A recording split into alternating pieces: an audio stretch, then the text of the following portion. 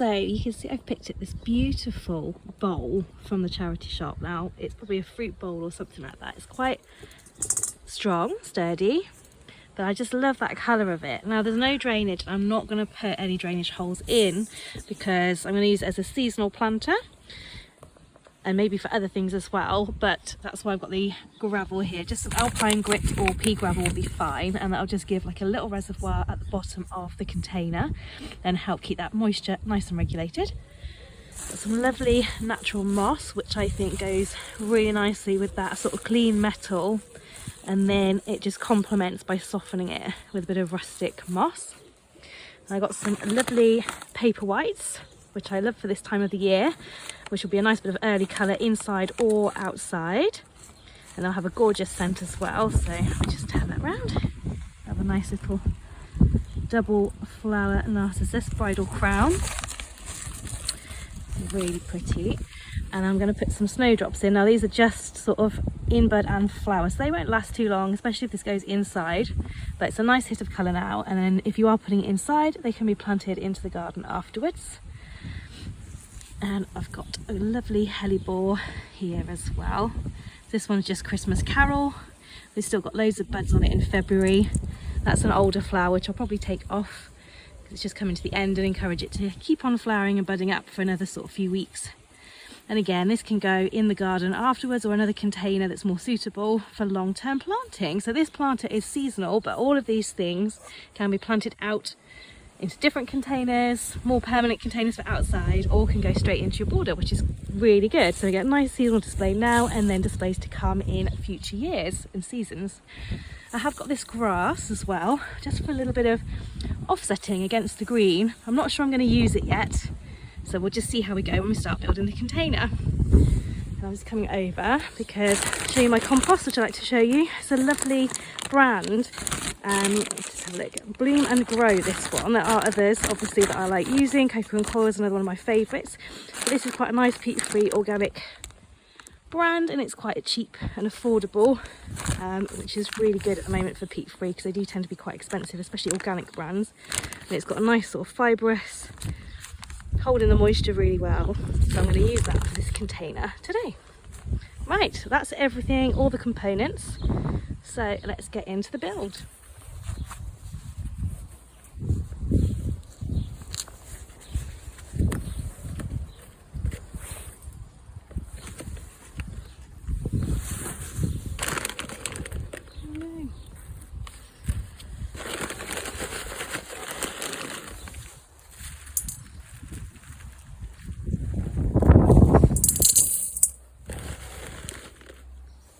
So first I'm going in with a good layer of our alpine grit or pea gravel, which is fine.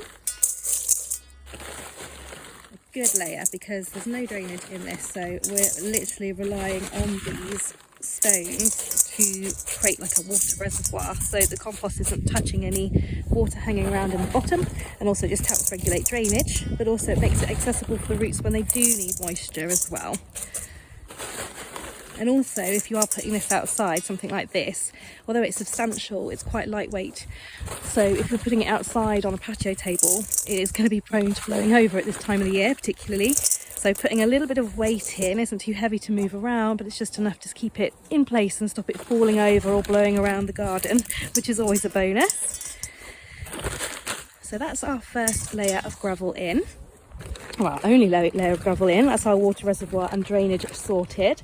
And now we're going to go in with the peat-free and organic compost. And I'm just going to put a small layer in because there's not a lot of depth here. And remembering, this isn't a permanent planter. This is purely a nice seasonal, February to March, bit of colour and joy for like the inside the house, which you can then move out into the garden later in the spring, or straight outside now and pop it on like a patio table where you might enjoy your first early morning coffee if you're brave enough to sit in the cool weather.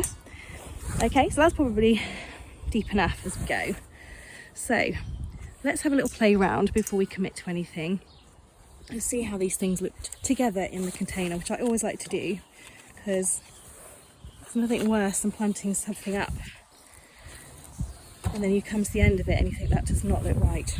You have to undo it and start all over again. So I think that grass is a bit too much because this container is quite nice.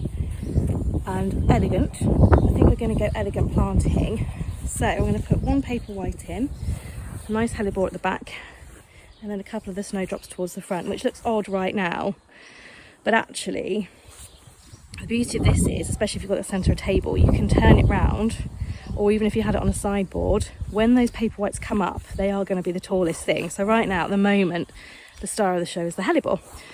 But when those Paperwhites or Bridal Crown come out, they're going to be taller and they'll become the star. So you can move that round to the back. So this is an interchangeable design, which we like with a nice curved planter, either towards the back of a collection of pots, on a sideboard, middle of a table, inside or outside. You can turn it round to suit your view. So I think we're going to go with that. Once it's planted, it will look less odd, and also once the moss is on, it will just complete the look. So let's get into the planting.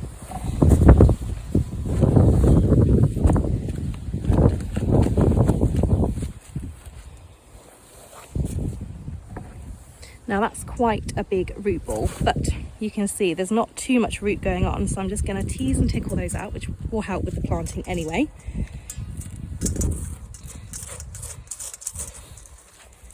So we'll barrel our way down a little bit. Now we might have to elevate the planting into the middle, so elevate the compost a little bit and mould it up, which I usually do to be fair, because I do plant a lot of shallow containers for seasonal plantings. But that's fine, because actually it'll look really cool. Once the moss is on the mould, it looks like a nice sort of grassy green verge, giving that real look and feel of spring. So I'm not too worried. I'm remembering, again, this is a temporary seasonal planting, so it's not going to live in here forever. It's purely to give us colour now. It can be planted on into a better, more permanent pot or garden, into the garden straight away when you're done with the planting inside. And doing that to the roots won't hurt it or harm it. In fact, it'll encourage it to grow a little bit more, give it a little bit of a wake-up call to get going, so things can only get better. So now we're going to go in with our Bridal Crown, also known as Paperwhites. Now that is a good root ball, so we're not going to be able to manipulate that too much. So I'm going to go into a little bit of our drainage here. And again, if I put it in, maybe this at a slight angle to build up to the middle. That's it. And it's a bit of compost that we can push down, because actually it's quite nice to have the naked bulb just slightly sitting on top of our compost. It looks quite nice and the bulbs don't mind that. We can manipulate it to fit into our container, but without hurting the plant or having any detriment to the flowers that are going to come. You can be quite hard with plants. People think you have to be really delicate, and with some things, yes. There's a lot of things like this you don't have to be delicate with at all. You can be quite rough with them, a bit of tough love, and they'll be fine. And actually, sometimes it benefits them if you're a bit rough. So I'm just tucking a little bit of compost in around there, just to anchor everything in, and also make sure they've got a nice bit of security and nutrients whilst we have got them planted inside. Actually, that looks really cool. I love seeing the bulbs. And as long as those roots are into the compost or are staying moist, then it's absolutely fine. And that looks really cute, actually. It's like a little crown on top of our golden, massive goblet. I love that. So now we're going to go in with the snowdrops. Good old Galanthus. Beautiful. So I've got one in flower already. You can see that. Really pretty. And then I've got a few buds on there to come. So we've got that dream, and then we've got the promise to follow. So nice longevity. When you're picking your snowdrops or bulbs for a container like this, oh, you can see they're not very well rooted at all, actually. So actually that's better for us planting wise. Not so good if you're buying them, but they'll do. Yeah, so when you're looking for bulbs, spring bulbs, we're coming into that season now where you can buy potted bulbs. If you didn't get a chance to plant them out in the autumn, or like me, only just finished planting your bulbs in the garden and it's February, you can also buy potted bulbs, and the best thing to look for is some with plenty of bud on, or at least some bud on, and maybe one that's even got a flower and a bit of bud. So a good combination of the two. It's always good. See, that's not got much root on at all, but again, perfect for our project right now. I'm going to top some of that excess off. And we've got a little celandine in there as well, which is lovely, but I have loads of celandine, so I'm going to get rid of that one That's not going to go in our planter anyway because it's yellow. Make a nice little hole and plonk them in. Now I can sort of spread these out a little bit, space, because they're not actually well rooted. It's actually given me a little bit of an option to kind of split and spread the bulbs of the snowdrops out a bit, so they're not too sort of set clumps together. Only a little bit, just gently manipulate them apart and tuck them in so they don't manoeuvre around too much. There we go, so that's already looking better now it's planted without the pots and everything hanging around. Just clear up those empty pots.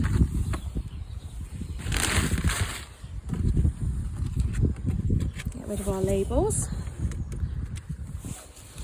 Now what I will be doing with this planter is, this isn't actually for me, I'm going to be selling this on. I do a little local sell-off on Facebook, only locally.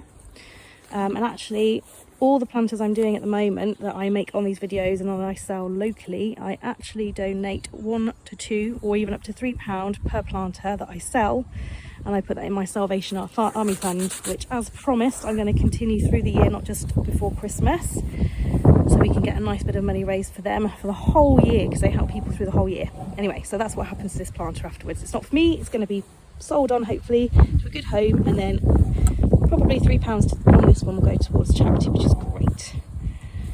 So that's looking good. Okay, so now we've got everything tucked in, nice moist compost. Got a bit of picking over to do here. There's a bit of a dodgy leaf, so I'm going to take that off.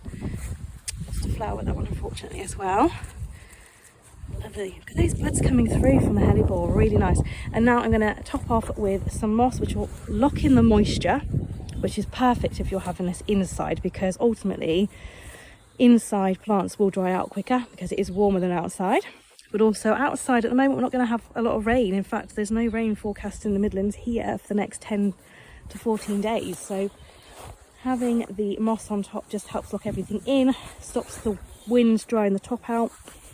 And also we've got our lovely reservoir under there as well. You will still need to water, especially if you are having a bit of a dry spell through the winter, but try not to water when there's any idea of snow or frost, because even if they're hardy they won't like that much in a container.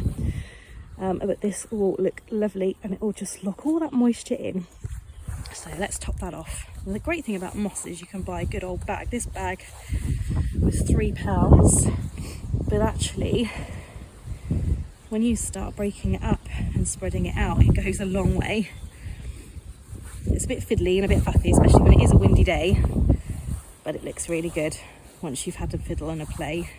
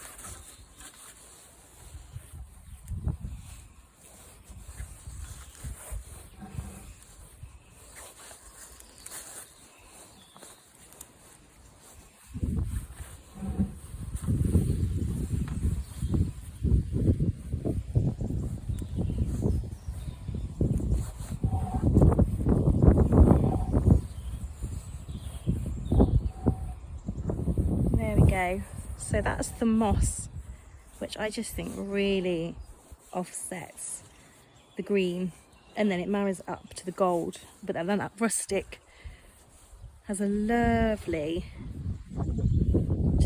combination with that metallic, which is quite modern against the rustic, which I really like. So I think that's lovely as it is, but I'm going to add in a few birch twigs from my own garden just to add a little bit more texture and a few more rustic sort of tones, getting that woodland kind of feel to this planter. And I'm also going to just tidy up. So I've noticed this poor little bud isn't going to come to anything, it's actually flopped, so I'm going to snip that off to encourage the energy back into the roots and the bulb of this beautiful snowdrop, just to encourage it to perk up and hopefully get that one to flower. And I'm also going to take off this Hellebore bloom here. If it was in the garden, I'd just leave it and let it do its own thing. But because this is a seasonal planter, I'm going to snip that off to encourage the nice white blooms to come through. I'm just going to grab some secateurs and a few bits of birch, and then we'll finish this off.